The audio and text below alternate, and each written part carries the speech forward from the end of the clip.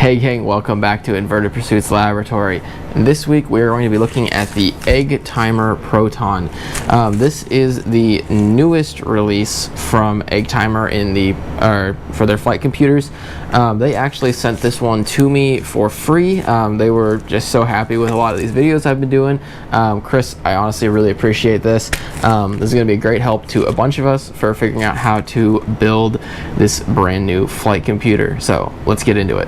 Alright, so when we open our package, we find several items inside. We can get rid of the bubble mailer. One is a parts list. This is one of the most important things to go through to make sure we have every part we need. I'll go through this later. Solder, honestly, as you guys have usually seen, I still have leftover solder that I used from previous builds before I open the next one. We will have our PCB. So if I slide that open real quick, we can take a look at the PCB for the Proton. It comes with a couple pieces already attached, which I actually rather like those already being on there. And then we'll have our Wi-Fi module. Looks like we've got a full-blown IC going on here. So we will get into that. Set that just off screen. Then we have our bags of goodies. So this is our Wi-Fi module. I am not going to pull that out of the bag right now because I want to protect it, but I am going to go ahead and open and pull out all of the itty bitty little components so I can start putting together what they are. I already know that I've got the circuit board and the Wi-Fi module, which has been already put together. These are my Cat24 MO1s. They are 8-pin SOIC chips. So since I know what those are, just because it's not hard to figure out what those are, I know I have two 6-pin headers, so those will be very important. I have got, oh yeah, a very large 24-pin large SOIC pack. This is the MCP23017 12C port expander. So that is going to be quite the solder job. It looks like that goes right here on the back side. That one's going to be quite a work. I have 4 resistors. I 100% guarantee you these are, yep, just used for the leads, so not that important. I have some pins and jumpers. We've got a buzzer.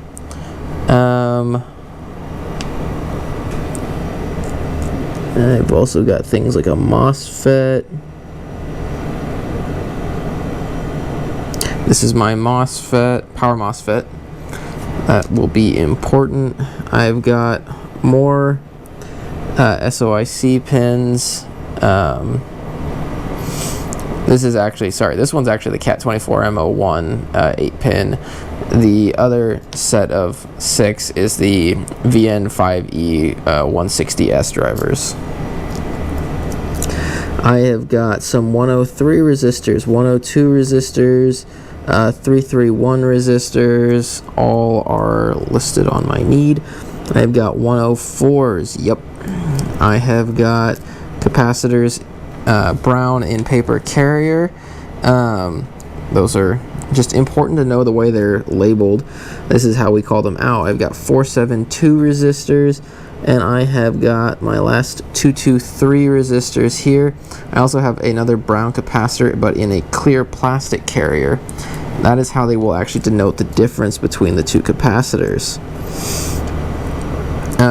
And then my piezo buzzer, I'll set that off to the side. This is actually a this should be a 3.3 volt voltage regulator. Yep, boom, voltage regulator. I've got some itty bitty little what are these?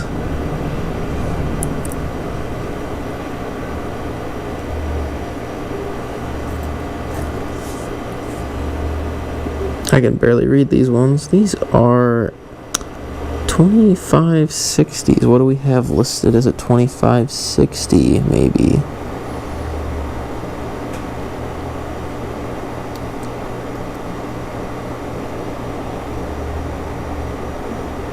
I know it's a FET just because of how small it is. It says very small with 3 leads. So I'm going to go, that's the S132 or 12302 FET. Then I've got a 302 op oscillator, it looks like, and a 207 rectifier. One of these is a rectifier. It'll be easier when we get into the instructions. You'll actually be able to see in the instructions, if you're following along in your instructions, what part's what and what goes where. Whole point of this is I'll show you the part just before we start soldering it on. So let's get set up for soldering. So initially here we are actually starting with these itty bitty little FETs here. They give us 2 of them. These are like tiny little FETs. They go right here. So let's get one out of the tape real quick and just drop it on the board. So this is potentially really hard to see. We'll try and actually get you in a little closer and go ahead and reposition the whole setup. Okay, so we're trying to put this tiny little chip basically right there. Alright, so we're gonna tin this pad right here. Just gonna come in, let it heat up real quick.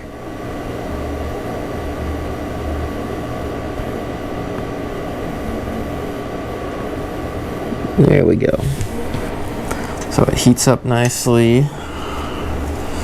Now, hardest part about this is often soldering with your offhand while aligning the chip with the other. So it doesn't take much to get this in place. Like, does not take much at all. So then we'll come in, we'll go ahead and heat up.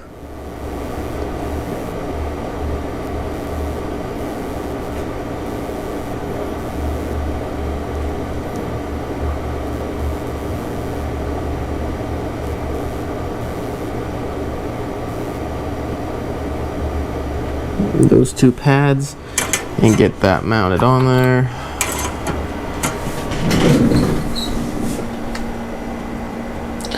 Next, we are going to mount the opto isolator. The opto isolator is this really weird looking little part, and it goes right here. So let me get this little guy out.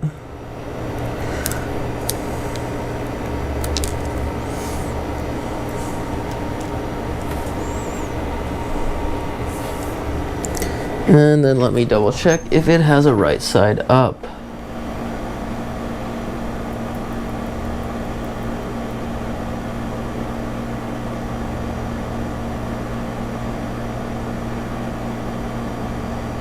Alright, so there is a dot on this chip.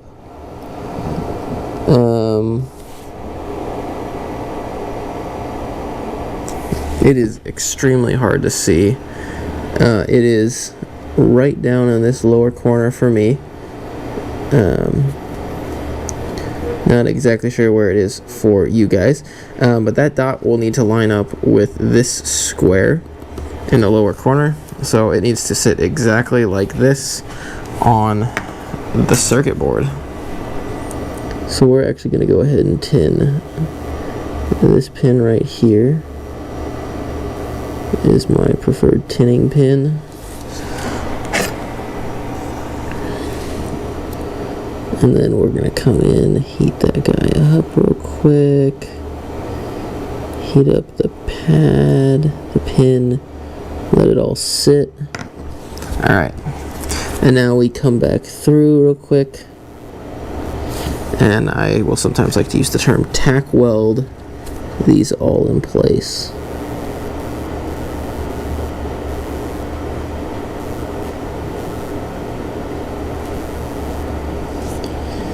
Let me double check that. Yep.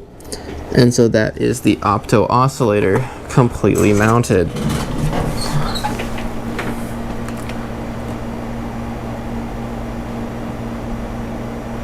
Okay, next we are mounting the interface chip, which this is honestly going to be the big boy. That's the hard one. We're starting with this hard one right out the bat. So that is this guy. Now there's a square and a little note here in the upper corner. Those need to match up with a dot that is located on the IC. So the dot on the IC is actually very visible on this IC. It's right up here. So we'll need to locate it right like that. Now what's gonna suck is that this is a 24 pin SOIC, and we've got to solder all 24. But initially we're starting with one pin because we never start with more than one pin. Our initial goal with that first pin is to get everything aligned and not get stuck to the isolate or this interface chip when we grab hold of it. So now I should be able to move the chip around gently. Everything does line up, and so I'm actually initially going to come to the opposing side here, and I am going to try and get this to solder on. This is not as easy as I would very much like this to be. And it is very, very easy to bridge this component, as well as heat it up. So, it is a very smart idea to take your time with this chip.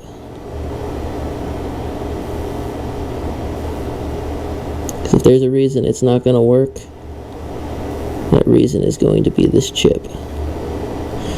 So, I just did 2 more pins there. We're going to take a small break. I am finding it easier to do this top side. I guess for you guys it's the bottom. For me it's the top, because I'm working upside down in comparison to how the camera is mounted. So basically I find it easiest to do the side farthest away from me first.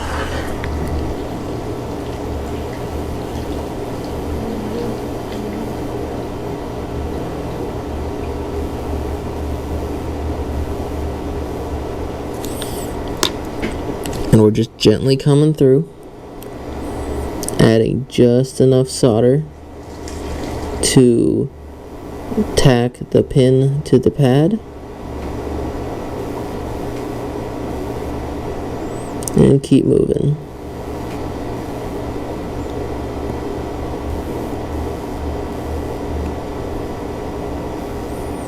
I won't lie, I would not call this for the faint of heart, and I am going rather fast at this because I have some confidence in what I'm doing. So that is 13-ish pins already completed.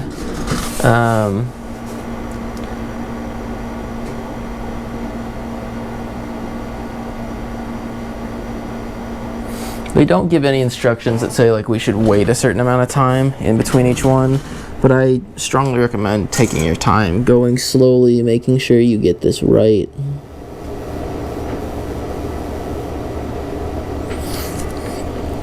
I go at the speed I go at because I'm confident in my skill to do it.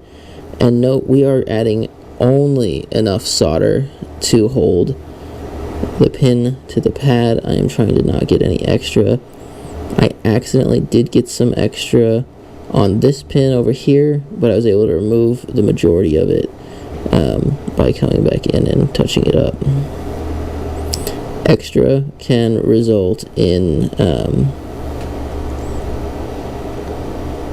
bubbles or blobs, as well as shorted pins. And trust me, shorted pins are extremely hard to fix.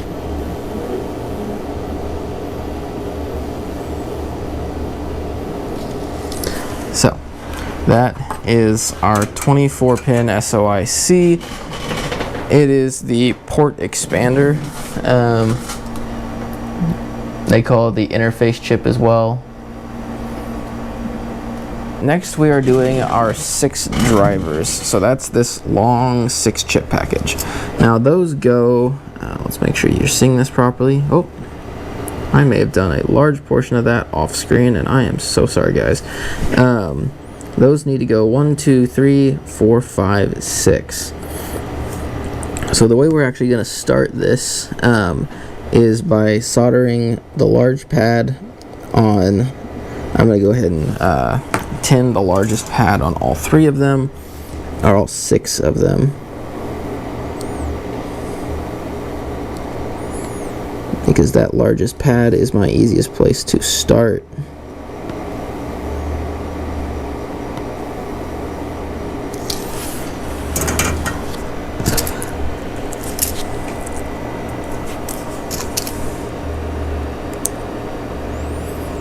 So these do have a specific orientation, like every other chip we have so far put on. They have an exact orientation they need to be mounted at. That orientation, honestly, isn't too hard. It's such that the text can be read while it's sitting on the board and you're viewing it from an edge. So if you're on this edge, the text should be legible when you're staring at this edge. If you're on this edge, the text should be legible that way around. So we'll go ahead and set 2 examples on here. Should be legible like that and that. So initially I'm going to come in and solder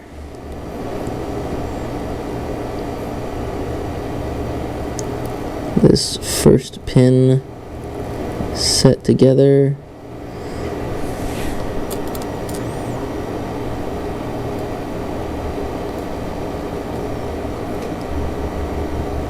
I'm very careful to make sure I do not mount these upside down.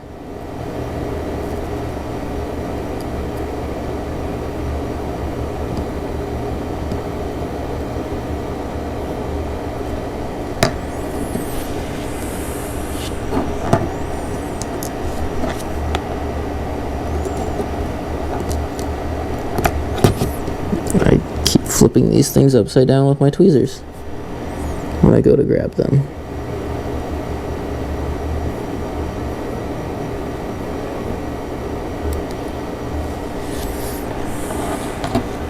And then I'm actually going to flip the board over, so I keep working on it from the same direction.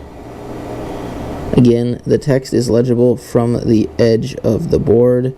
It's not legible from any top denotation of the board or bottom denotation of the board. The text is visible from the edge of the board. So always make sure every chip is oriented the right direction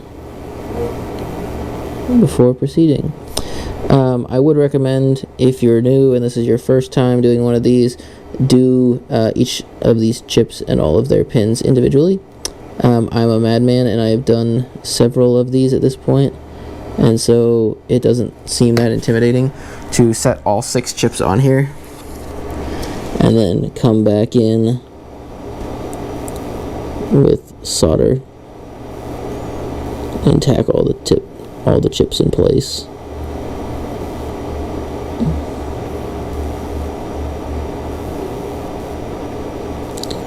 So let's add a little of this bigger pad after I tack these down a little more.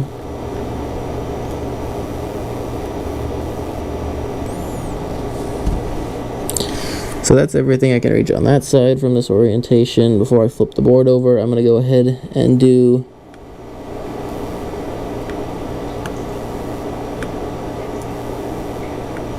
all the pins on the board for this orientation. And as I stated on our big chip, just enough solder to tack it to the pin. And I am so sorry I bumped the camera, guys. That is my bad. So let's go ahead and flip this bad boy over, verify we're still in frame, and keep going. Now, in the instructions, they do tell you to like either tape the board down or mount it in a vise. I personally always find that that is the instant I can't get any of this to work right, is the moment I actually permanently mount it. So I always leave everything loose so that I can spin it and move it freely. It also helps with filming for you guys, but if you're wondering why I'm not following the instructions, that's why. It's a personal preference thing. I'll also always recommend you guys follow the instructions, but I will also say if you're experienced at soldering, you do you. You're probably not watching this video for soldering help. At that point, you're watching this to critique my soldering, which honestly is not bad, but it's also pretty freaking atrocious.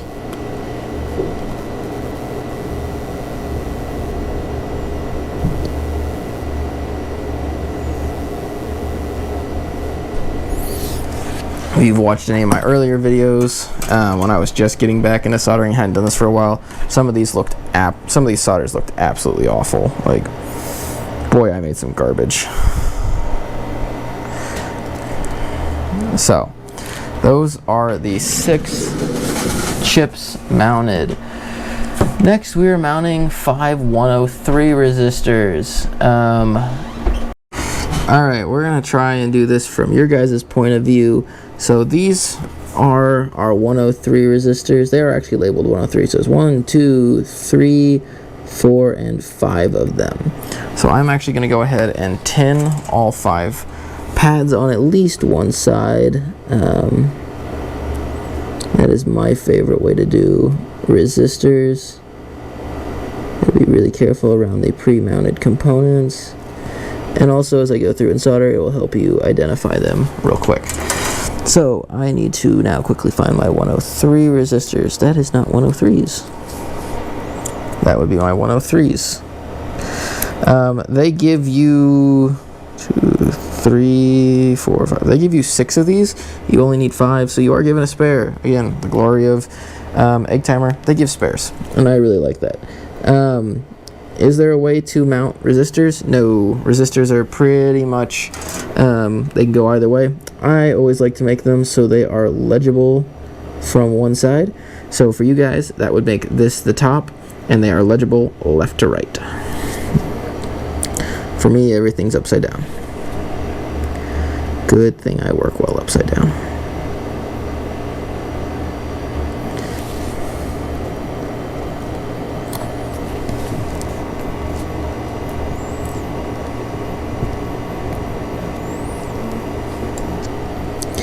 Alright, so this next one honestly can be mounted either direction. It's the up-down. So I'm just choosing kind of blatantly a direction.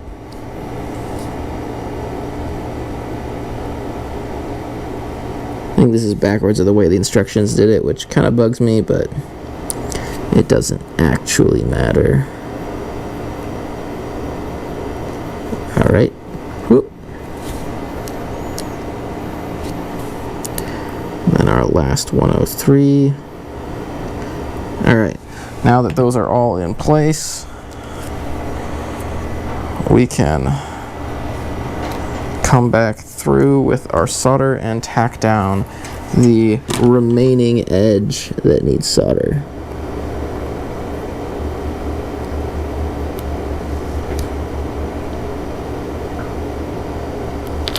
And we also, as with everything, just need enough solder to make a connection.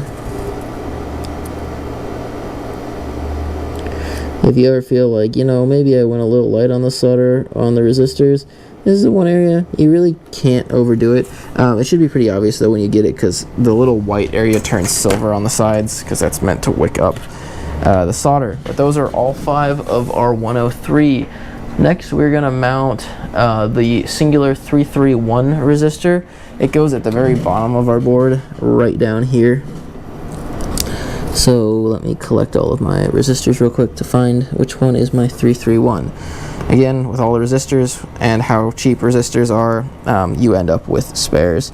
And if you've made as many EggTimer products as I have at this point, you almost have enough spares to make your very own EggTimer product all over again, with only needing to buy a board and some of the IC components. Oh, I just realized I didn't tin the spot.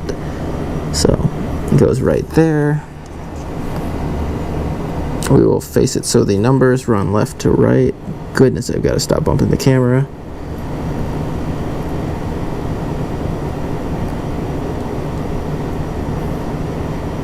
There's always one of you. There's always one component that wanders around a whole bunch before deciding to go down. Usually it's capacitor. We haven't even gotten to capacitors yet. So, there's still a chance there's more. Alright, after our 331 resistor, we're mounting a capacitor.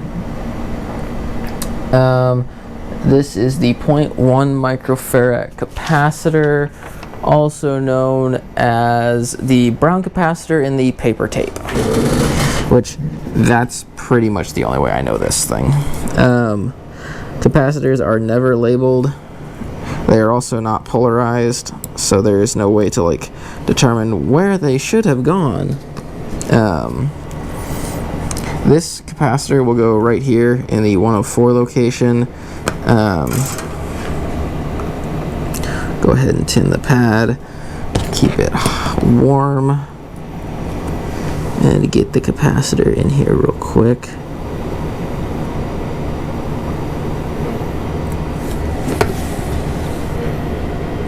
And then do the other side real quick. And touch that back up. Cool. That is our 0.1 microfarad capacitor. I don't know if we're going to have another one of those, but next thing we're going to do is move on to mounting the voltage regulator. The voltage regulator is this guy right here. The voltage regulator will go right here. So it's 1, 2, 3, 4 pads.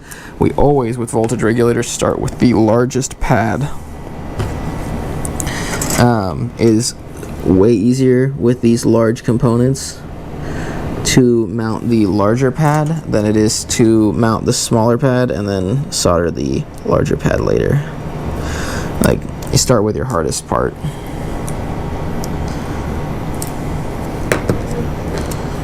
Alright, so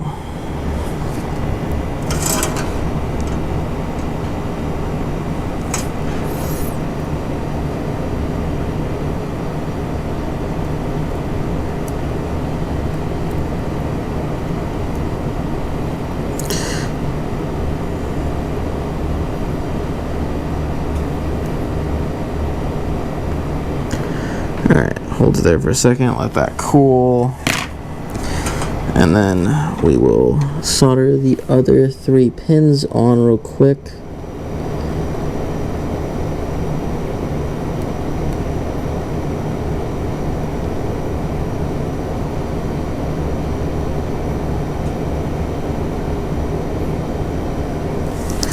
Alright, voltage regulator. Next we mount the 210 microfarad capacitors. Those should be, brown and clear tape. They look like that. Very small, very tiny. Thankfully going to be super easy for mounting.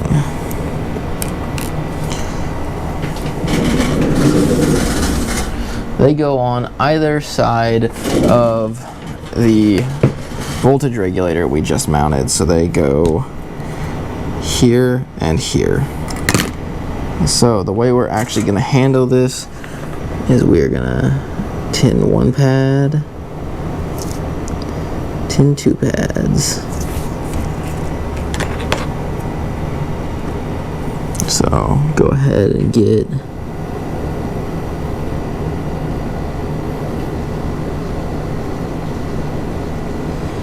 that guy tacked on, get the other guy,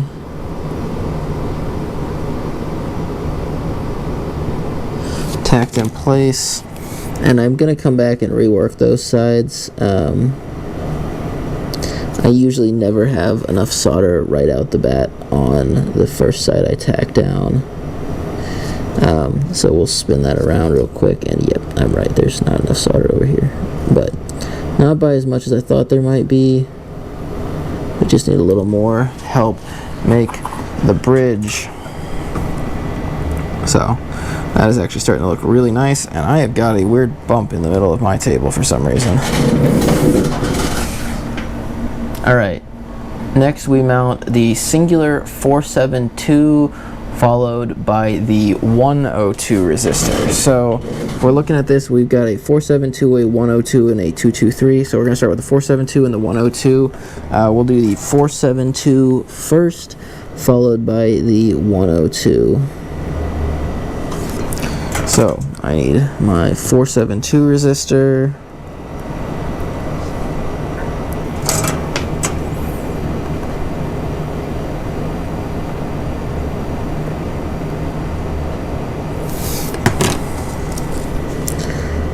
Alright, 472, and then I'm going to go ahead and tin the pad for the 102 resistor.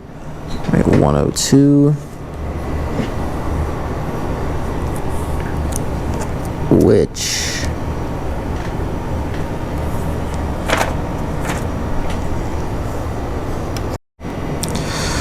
alright, and this is where being a complete and total nerd is actually going to be coming in very handy. I actually kept a 102 from my old sets. I've got a whole bin of all the old parts from various EggTimers I've put together. I cannot actually find my 102 resistors. I'm guessing they stuck to my arm and fell on the floor. I honestly can't find them. I've like checked everywhere. So I just pulled one out of my spare bin, and we will mount that on up.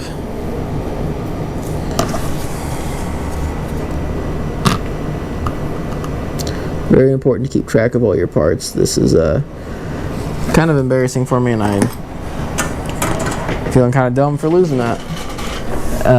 Should not have done that. Next, we're going to mount, obviously, the 223 that goes right next to it. So this 223 resistor is the guy right here. If I tin that pad real quick, and then get one of my 223 resistors out of its package. Amazingly, this one I did not lose. I know, how strange.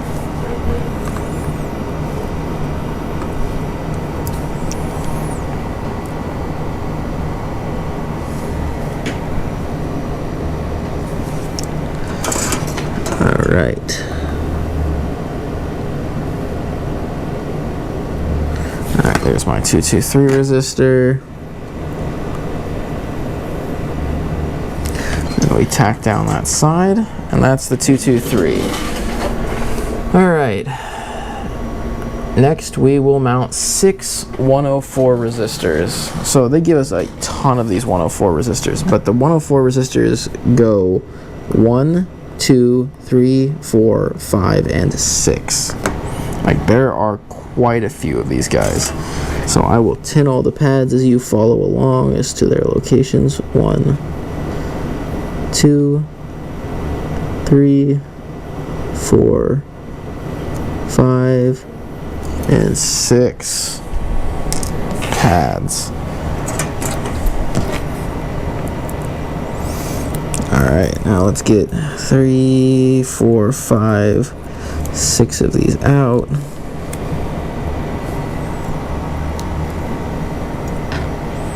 And I'm going to go ahead and turn this sideways to make this easier for me to work with.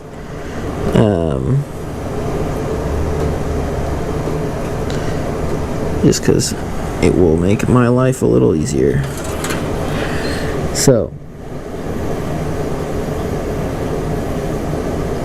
remember, if you ever have any questions on this, leave a comment down in the description, or if you're viewing this from the Rocketry forum, like majority of you guys probably have, leave a comment on the Rocketry forum. Chris from EggTimer actually monitors the Rocketry forum for EggTimer related content and questions, so he has regularly monitored my posts about these videos, and so he will often respond directly to people's questions or concerns about something they see in the video. So if you got any questions, let us know. So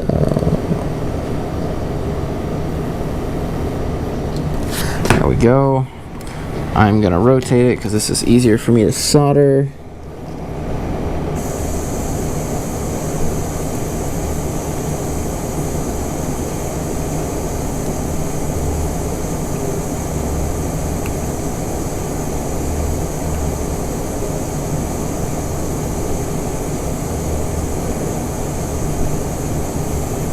Alright, all 6 of those 104s are successfully mounted. Our next job is to mount the rectifier. Alright, the rectifier is this big guy over here. It comes in packaging that looks like this. So with the rectifier, it is 1 large pad, 2 small pads. It's kind of hard to mount this one backwards, but I guess if you tried hard enough, you probably could. Please don't try that hard. So we're going to start, as we typically do, with the largest pad, and just spread some heat and some general solder around on the pad. And then I am going to get the rectifier in place. And we're going to start working on getting it soldered on. So, the hardest part about this is we have to heat up most of the rectifier. And so I'm looking for when the solder starts to flow over this top pin, which it just did. Then I'm going to wait for it to harden, at which point I will come back in and solder the 2 back legs.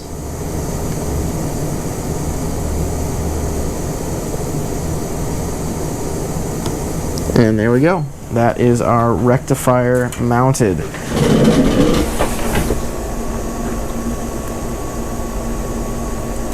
Next, we will be mounting a 472 resistor right down here, just below.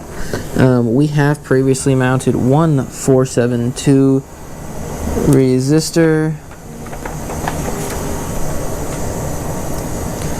and the rest are trying to make a great escape. They were stuck to my arm just now.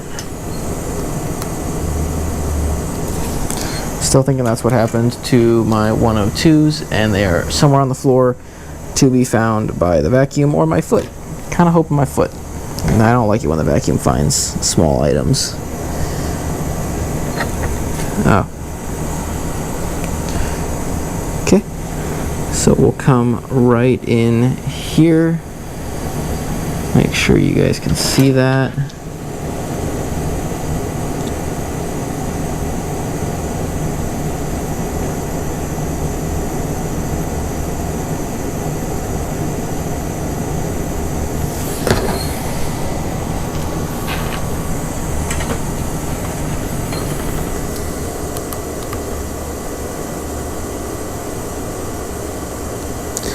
Alright, and we will get that 472 resistor fully mounted up. Alright, so that 472 concludes all of our parts on the bottom of the board. So, when you're done with all your bottom board parts, your board should look about like that. So next we're going to be working on the parts on this side of the board. Hardest part about this now is you've got a board that doesn't want to sit flat. Typically what I do is a piece of foam. One of my favorite tricks I've recently learned is 2 toothpicks. I don't think that's going to work on my surface right now, but our goal is just pretty much to hold it in orientation. That's going to be my up orientation, but we can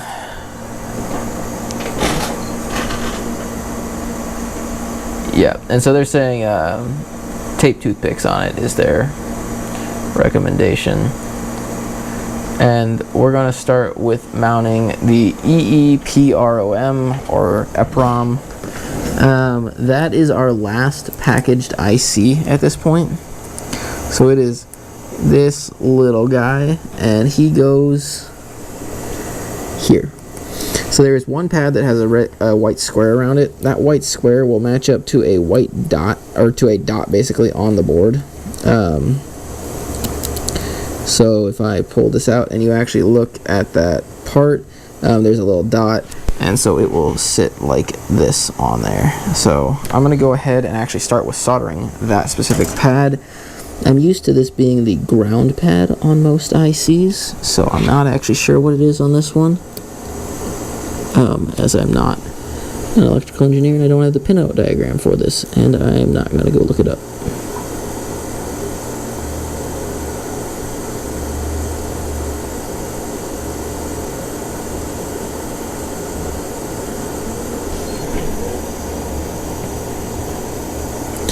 Alright, that is not the prettiest solder job for an IC, but it will do the job.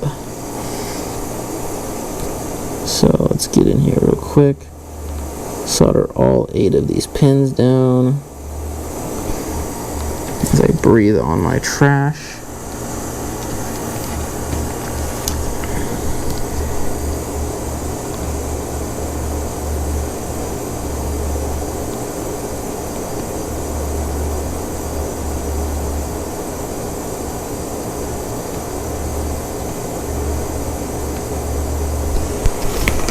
Okay, that's not going as well as it was supposed to go. I'm soldering from the wrong edge. Reorient your board, guys. Don't do what I just did. And then we're going to redo that first pad because it looks ugly. Alright, and that's how your EPROM should look when mounted. Next we're going to mount 2.1 microfarad capacitors. These will be more of the capacitors in brown and paper tape. So we've got 2 more of those that will get mounted. One goes here, one goes here. Double check that. Yes, that is where they go. So let's tin these spots on the board real quick, and then get this stuff mounted.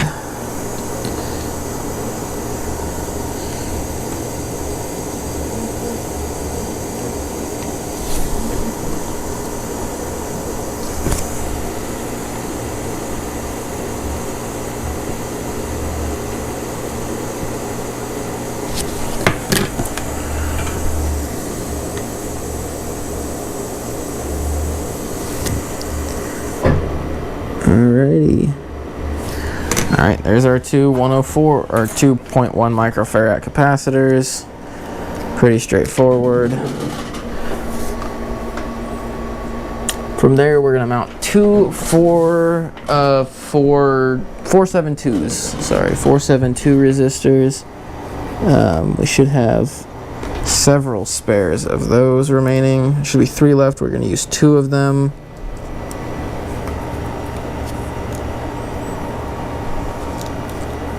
And these guys go right here. So let's double check. Yep, center screen. So boom and boom, right next to each other. I feel like I endlessly need to apologize for any vibrations in the camera.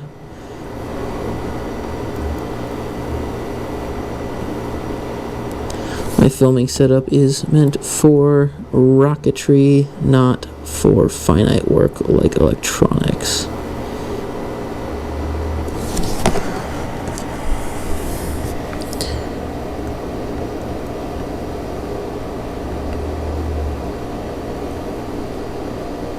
Alright, those are the 472s. Alright guys, so our next step is actually to solder up our Wi-Fi module. So I will extract this from its bag.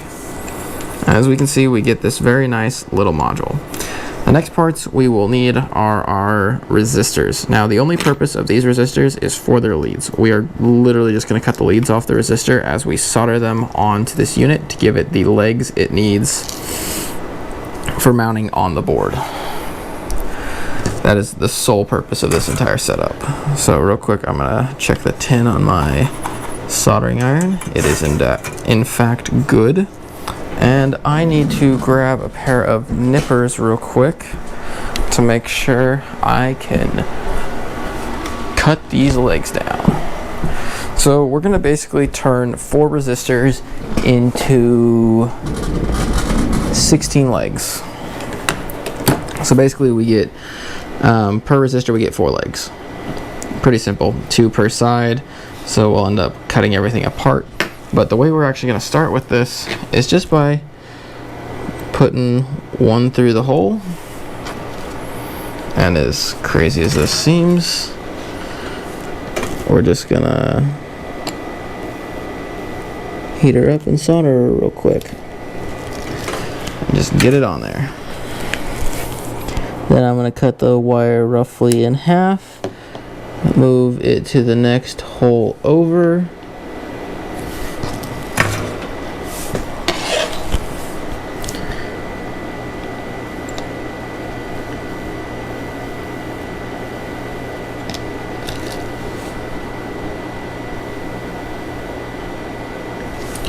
and quite simply repeat until we are finished.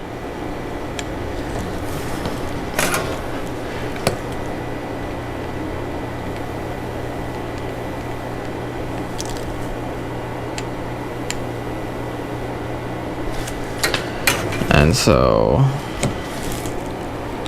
we just keep going. And it's not a perfect process, but we just get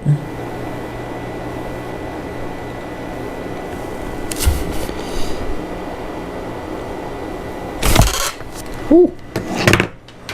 Sorry about that, guys. I bumped everything. So we'll try and get you guys a little closer here real quick. Okay. That joint is apparently refusing to hold anymore. So we'll get it right down here. Sorry about that. So then we're just gonna nip the top off, let it roll away. We will end up trimming these down way shorter than what they're at right now. Like, that is not a great solder joint, like at all. So it will end up getting these a lot nicer, but it takes a considerable amount of time and my work surface not fighting me. So do this 16 more times and let's jump to the end. We finish up that last one right there and throw away all of our excess. So what we're left with are 16 really rough cut pins. So the first thing we're going to start with is coming in on the back side and trimming these all down. We don't want anything to short, so we want these all as short as we can get them.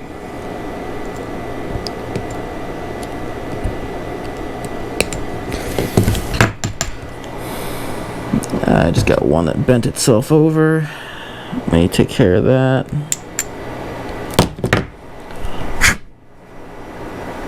Yep. Alright. So that's what a cleaned up side looks like versus a dirty side. And so we'll just come in real quick on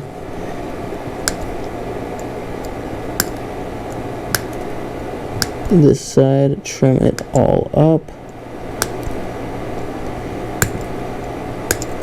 Get it looking good. And then we are left with 16 still very bent pins that we want to start to try and straighten out. So you're never going to get it perfectly straight. It's just kind of a matter of fact. Man, if I could stop bumping this camera. What I tend to do is come in and choose a length I like.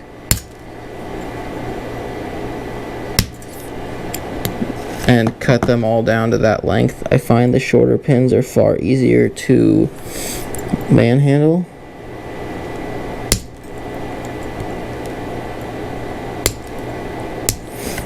Around, they're a lot easier to see deviations in the pin.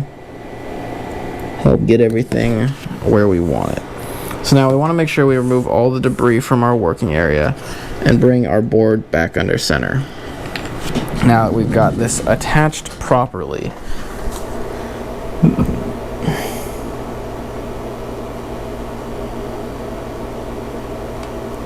so what we're going to do is try to get all of these pins basically to go through all the little holes. This is not exactly an easy process. I find it is way easier with these shorter pins, and I've already roughly got them spaced correctly, but they're not perfect by any means. So you're gonna have to come back in, adjust, tweak, rebend, and go at it again.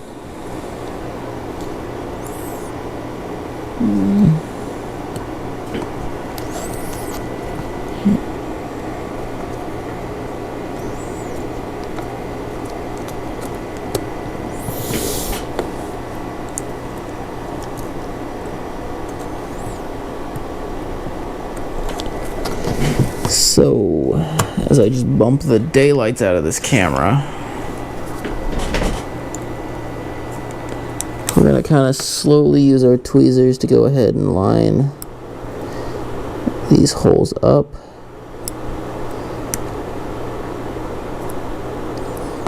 Holes, we slowly remove our blockages. Looks like I'm still fighting that pin. Alright, and so what we want is this sitting on the board as close as we can. So we're going to go ahead and push this Wi-Fi module down on here. Within reason, it's not going to go down all the way. And then we're going to flip it over and use this side to do all of our solder work. Now, we've got some things up off the ground, not really the end of the world for us. But what we're going to do is come in here and one at a time, just like we did with our 24 pin SOIC. We're going to quickly solder all of these back on.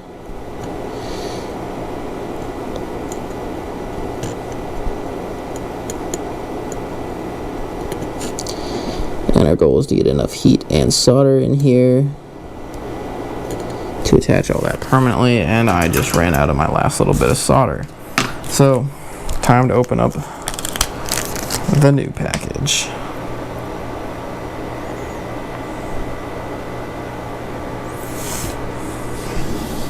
Alright. New package of solder. Who dis?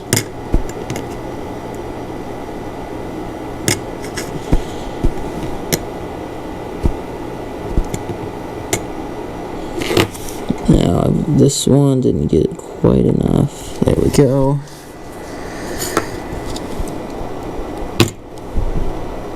So we'll come in here, try and make sure we do not touch absolutely anything else.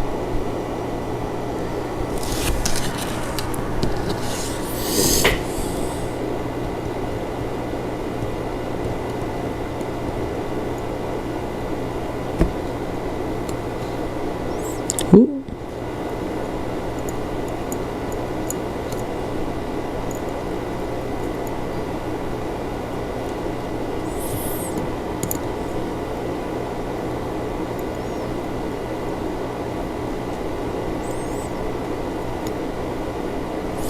as always, some pins go fast, some pins take forever. That is all 16 pins. And then our last thing we want to do is very carefully come in here and trim all these wires down flush, or at least slightly more flush.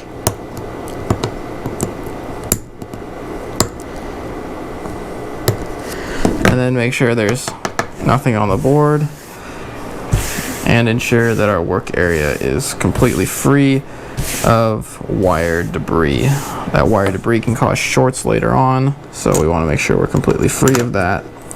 And then we're back on to our back side.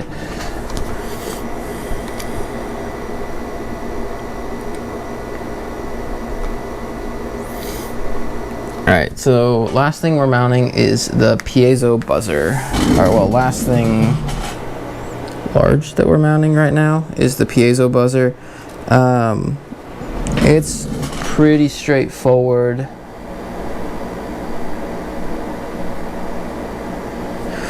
The longest lead is our positive lead, which aligns with the plus sign on this side of our circuit board.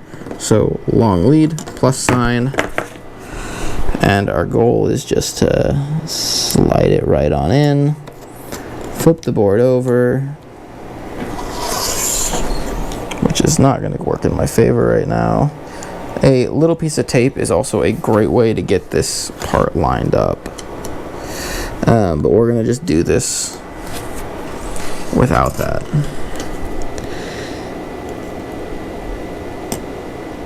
And a quick tip tap, and then I'm also going to come back in with my nippers again, cut both of those off, and ensure my work area is clean.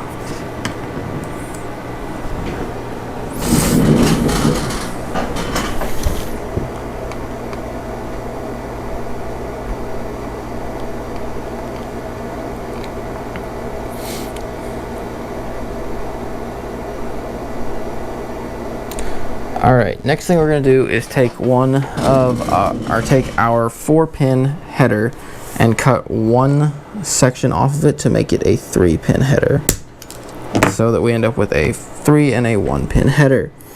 So on this side we have a spot where a 3-pin header goes, and that's where our 3-pin header will end up.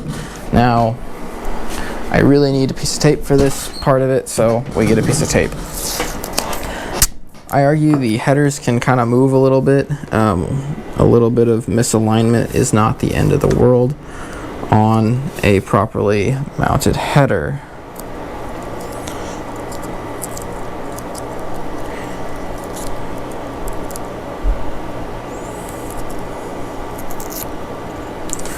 So that's what the backside looks like. That's kind of what it looks like from the front. We just end up with 3 pins right here that we need to solder. So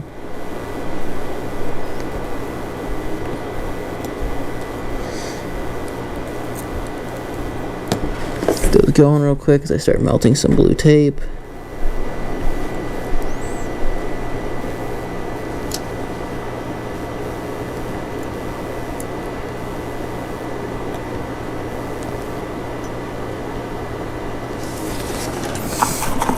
Alright,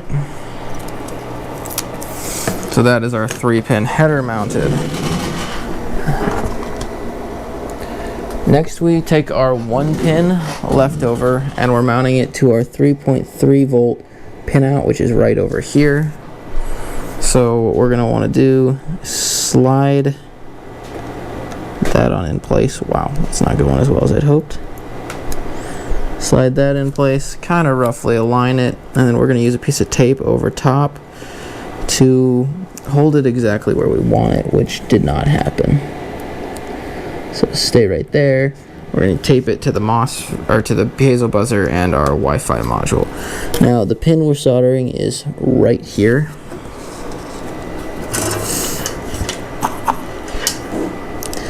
And we'll come in and just quickly solder that right on. Alright, I believe we have, yep, Next, we're mounting a 2-pin header. This is also our programming header. It goes over here on the PGM, our program pinout. So we'll drop the 2 of those in there, and they're actually already a pretty tight fit. And they're the 2. They are this pin and this pin on the back side, just to assist those that wouldn't immediately know that. And we just quickly solder that pin out together. Next is soldering on our screw terminal blocks. Now we got 2 of these 6-pin terminal blocks, which are great in my opinion. This big blocky side goes out, so they mount in here like so. Like that. And I am personally going to mount these. Some people may choose not to. That is your prerogative. I want the header pins, and so we'll flip it over, and we've got this long row of 12. Well, we've got 6 and 6. We will solder real quick to get our connection good to go.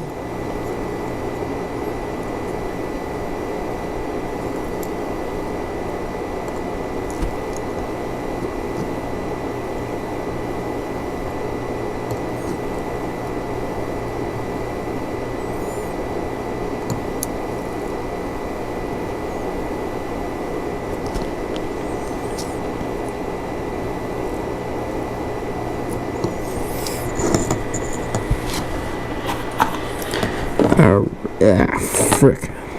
Alright.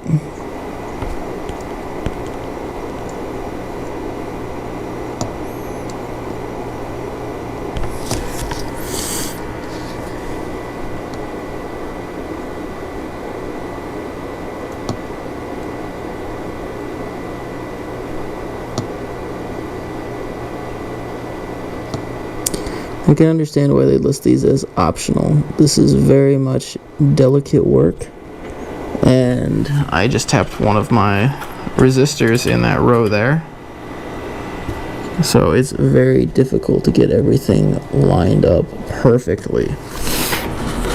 But that is my header mounted there, and then our last piece to officially mount is our MOSFET. So the MOSFET is this big old boy you've probably been staring at in your pile, wondering when the heck it goes on. It goes here, and the big metal outside piece goes towards the battery symbol here. So it will sit on there like so, and we'll space off the board as such. And thankfully it ends up making the board pretty much perfectly level, so it makes this very easy to solder on.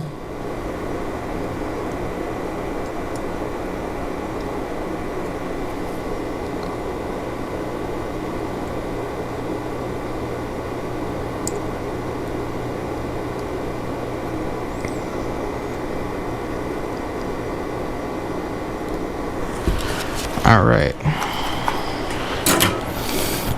So that is our 3 pins there, and then we will want to trim these down and ensure our workspace is nice and clear. So it keeps everything nice and cleaned up. Now that is the last real step on this whole project. So, I mean, real soldering step.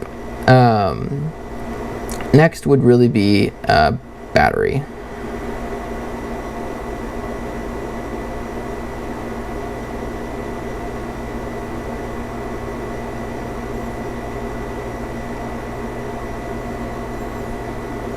Our next thing is really the battery, and this is the whole joy. There's a whole section on here about deployment output power. So this has the option to be dual battery or single battery. So as far as using a single battery, 2S LiPo is as large as you can go. If you want to go larger, the Proton's output drivers can handle up to a 6S 22.2 volt LiPo battery, but that has to be as your secondary battery, not the primary power battery. The primary power still needs to be from a 2S LiPo. So on this side, we have the option here to do battery, positive, negative. Perfectly great. So that is our primary power in. If we want secondary power, we have a DP plus over here and a DP minus over here, and that is where we would basically a deployment battery where we would plug in up to a 6S battery. For doing a single battery, I need to actually make a jumper between the DP and the B here. So I'll end up having to come up with a jumper, whether it's just a solder bridge real quick across it, or I find another 2-pin header to short this out. But that is really our next step. So let's go ahead and get a battery pigtail for 2S LiPo attached and soldered on. Alright gang, so we got the power lead all attached on here now. I just need to add my jumper real quick. So I made a quick little jumper out of some wire. This is actually some leftover servo lead that we're basically gonna try and bend into this wire. I don't know how well that's gonna go, considering I kind of accidentally filled these solder holes, or these holes with solder, trying to just solder bridge the thing. So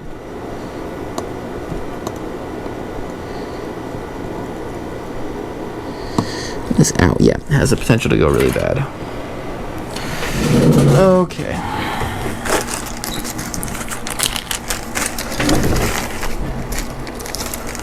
Not ideal.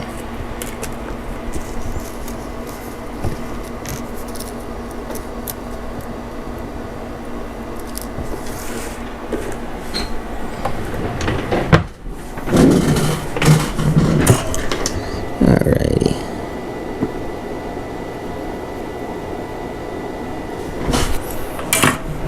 Alright, that's better.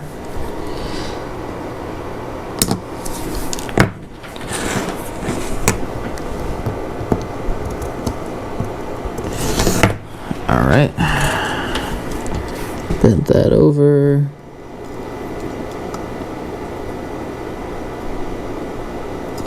Alright, now that's shorted.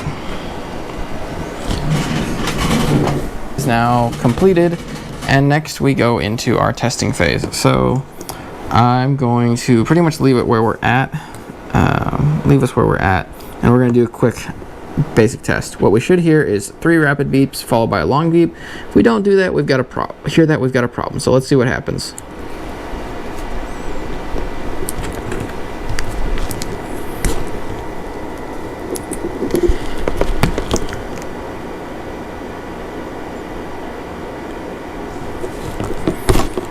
Okay, interesting. Did not hear any beeping. Did not hear any beeping at all. I was in program mode. Let's take this off and try again. Alright, that's exactly what we should have heard. First time. Don't know why it didn't hear that the first time. We don't really need it in programming mode right now. But the unit should now be broadcasting a Wi-Fi signal. The only luck I have ever had connecting to one of these is to turn off the signal on my phone, like turn off the data, and then look for it. So I've got my phone open, cracked screen if my phone is going to live in infamy. This Proton is what we're looking for right here, and so when we click on it, we will get a enter the password. The password is an 8-digit number that's on your on a sticker on your bag. You shouldn't have thrown this away. Hopefully you didn't throw this away. Hopefully you watched this video before you started. Hopefully you actually read the instructions before you started, so you knew to keep this around. This is your pass key. So I'm gonna enter that off screen. So because I actually intend to use this someday. If you lost this, you can recover it. There's instructions in there as to how to recover it. So right now the phone is freaking out that this cannot provide internet. Not really a problem right now. Not a problem we care about anyway. So next we go to 192.168.4.1, which that beep you just heard was my phone registering that we went to that web address. So let's get out over this a little bit more, or try to. Let's see what you guys can see. All right, this is not the clearest view, so actually let's go ahead, and we're back now. So on here, this app is wonderful. Basically we still have everything powered up, so we can see in here. Basically this is how we would arm the device if we wanted to actually activate it for flight. That would arm our pyro channels. But if you notice, we have all of our modes are off, and it resets itself every so often. So I can change, like channel 1, I want it to be my drogue, and submit that. It will be an igniter, drogue pulse. I want that to last for 4 seconds. I'm still going to leave the channel name as 1 and submit that. So now I have got my channel set up, and that was drogue. I want this to be main. I want it to also be a 4 second. I want to set a fail-safe altitude of 175, I believe that's meters.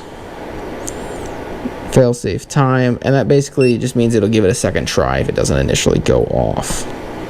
Now I've got 6 channels I can do whatever I want with. So I want this to be, like, say we're clustered, and so we're actually going to do like a cluster start or something with it. Or I want this one to be air start, so we're going to set up air start, trigger at burnout 1, burnout 2, excel, barrow. Like I would definitely trigger at burnout. Air start timer 2 seconds after burnout makes sense. Minimum altitude, this is important.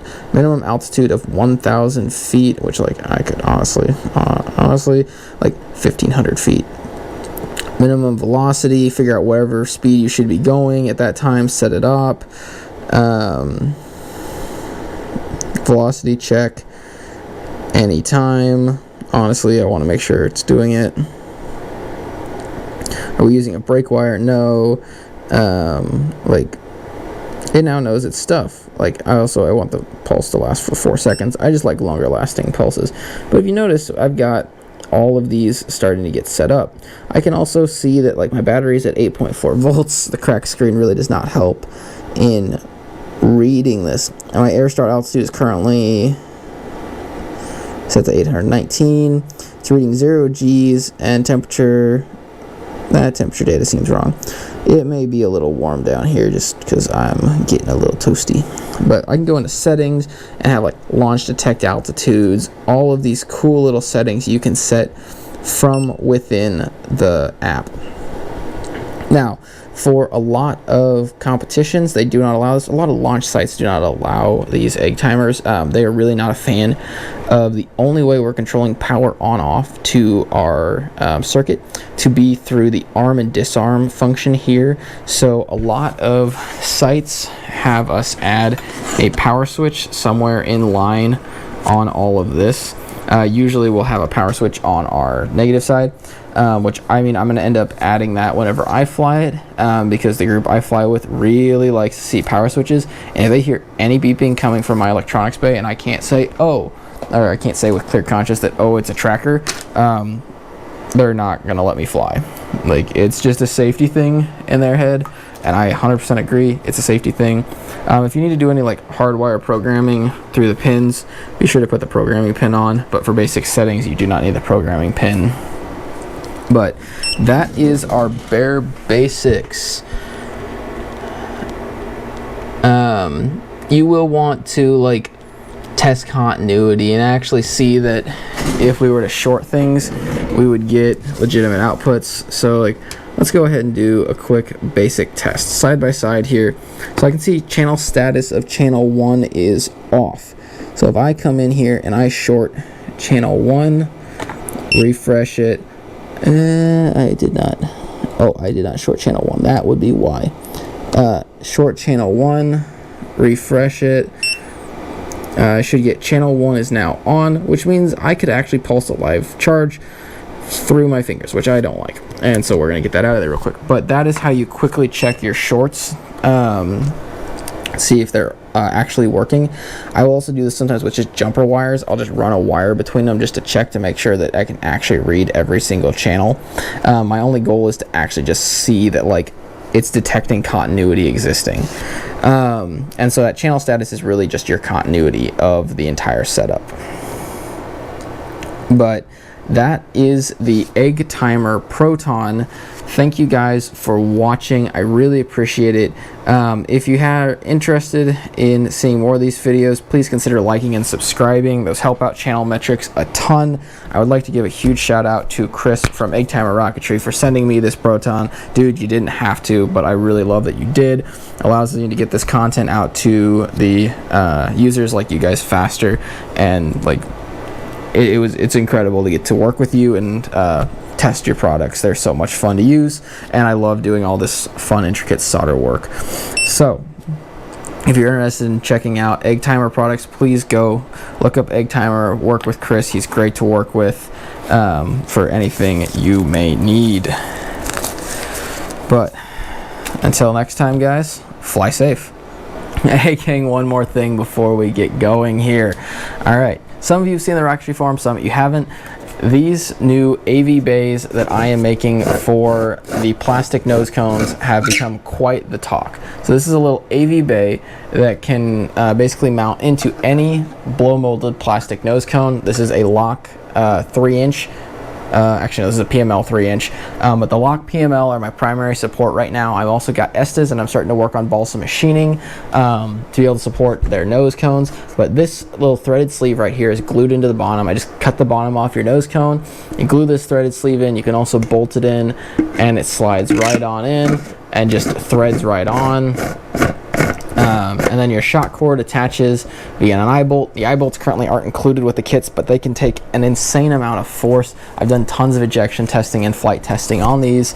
I make them all the way down to 1.9 inch, 2.6, 54, 3-inch, 4-inch, 5 and 3/8. Like these are massive nose cones that we're using here, guys. I'm even working on the Lock 7.5-inch nose cone to make an absolutely massive bay.